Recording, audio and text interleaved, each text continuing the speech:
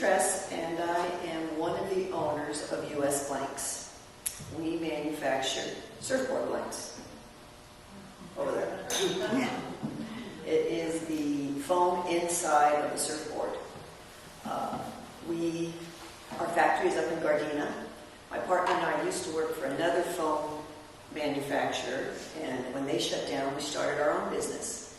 And with the two of us, we took some of the key employees from our prior business up with us. We've been in business since 2006. I've been making surfboard blanks for 34 years, and it's still a lot of fun. The one thing that I can say about making surfboard blanks, it's very labor intensive.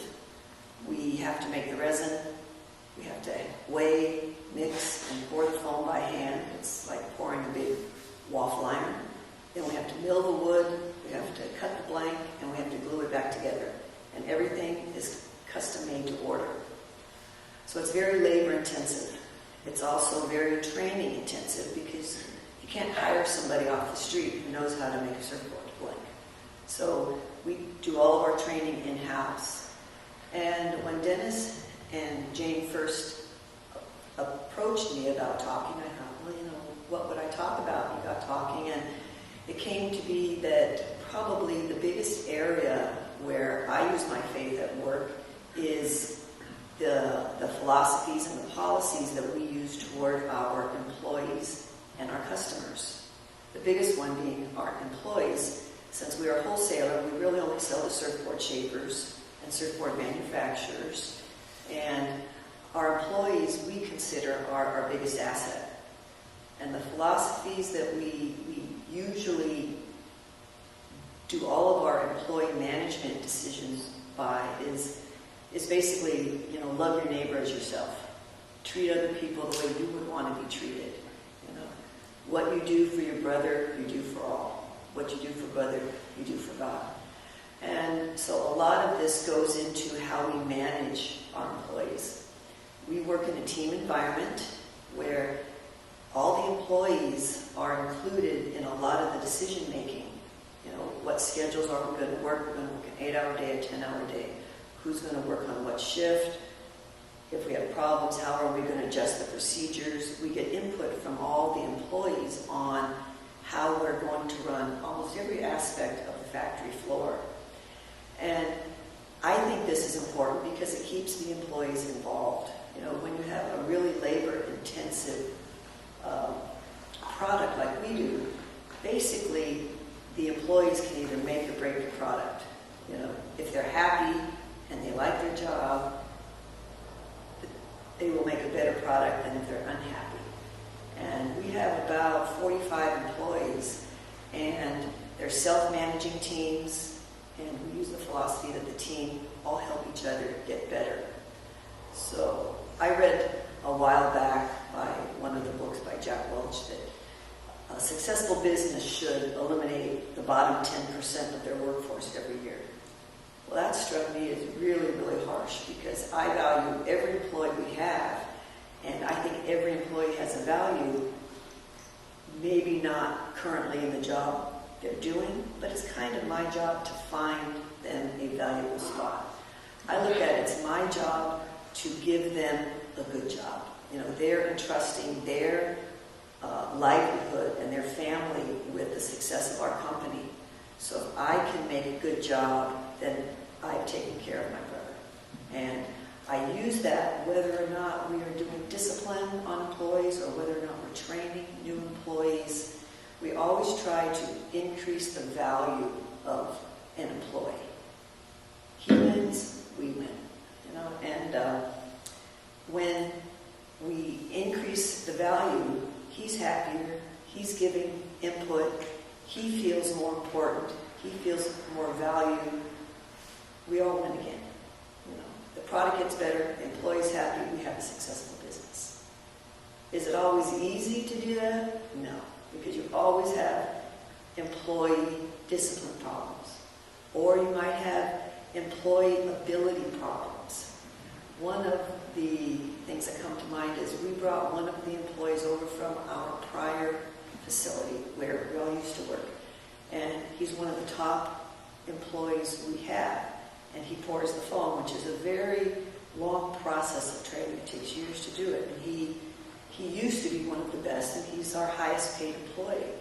Well, we've changed procedures, and we have adjusted techniques and equipment, and he's turning out to be one of those dogs that can't learn a new trick type thing. And he knows he's struggling. The newer employees that we train have surpassed him in ability and quality. But as an employer, we have to make a choice. Do we downgrade him in pay? Do we replace him with a newer employee that's less expensive and does better work? Do we demote him to a different position because he can't do it as well as the other people? Well, I chose no. He is committed to us, we're going to be committed to him. We use the team environment, and we spend a lot of time having the teammates coach each other. So we would take the better pourers and have them help coach the senior guy to try to bring his ability up.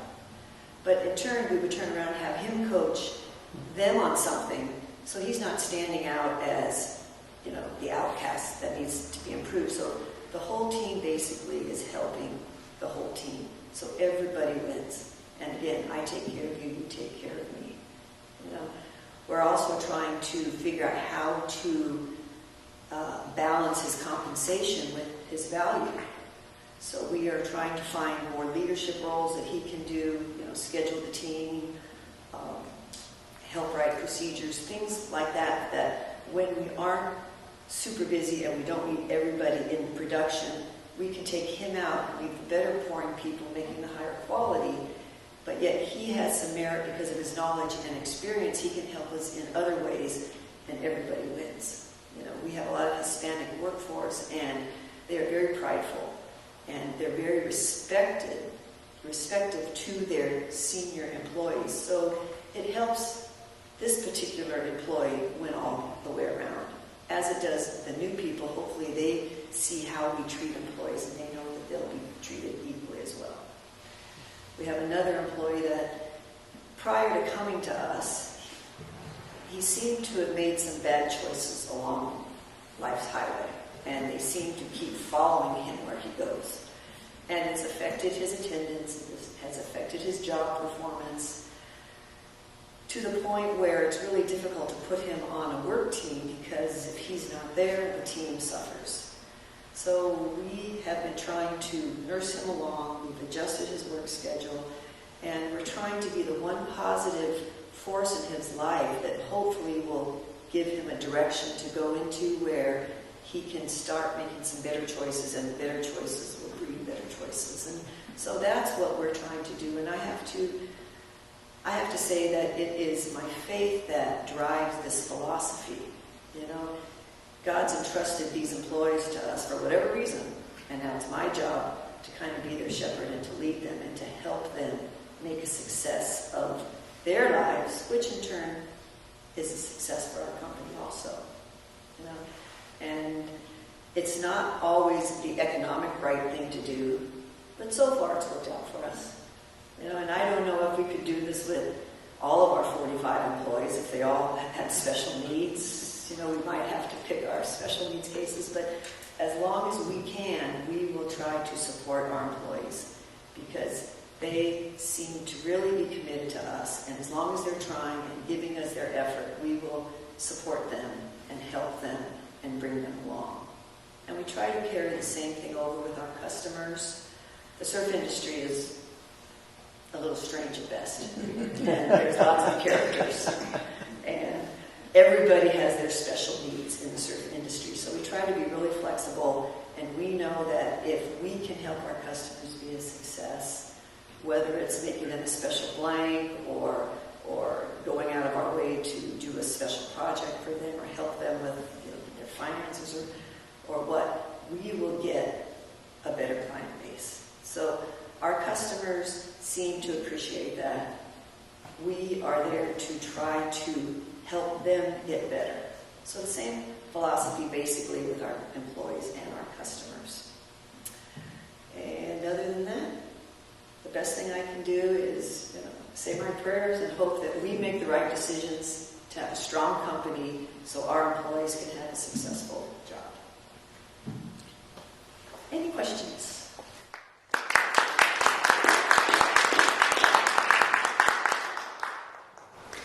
Yes? So how do you recruit people? The one thing we usually do is we recruit people through our employees, because working on a team environment, if they like the people they're working with, the team performs better.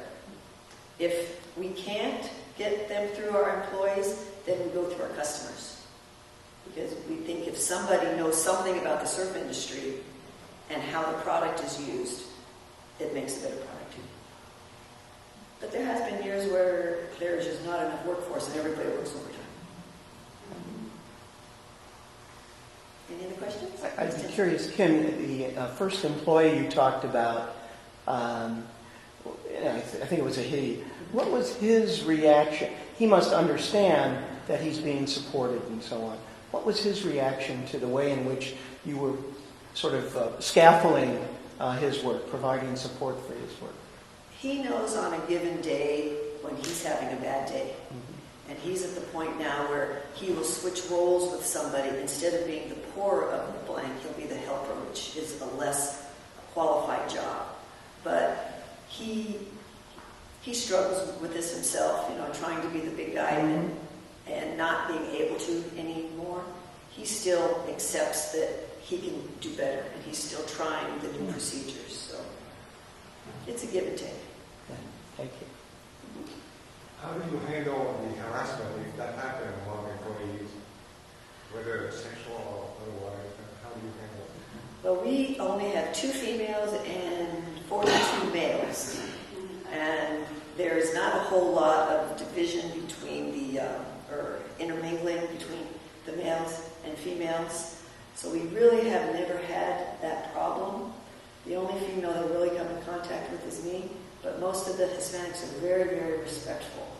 And I would be very, very surprised if we ever had that problem. But we do go to training every year for that. Yeah. Thank you.